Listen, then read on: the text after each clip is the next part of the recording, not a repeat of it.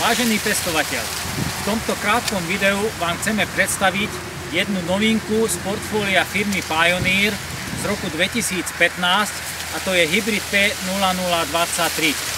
Patrí do FAO skupiny 420, bol víťazom pokusov 2012 a 2013 vo svojej FAO skupine.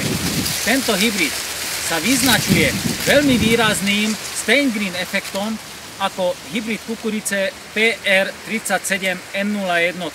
Keď chcem porovnať tento hybrid k staršej generácie ako PR37F73, má výraznejší, je vyšší úrodový potenciál, má excelentné odovzdávanie vody počas konca vegetácie.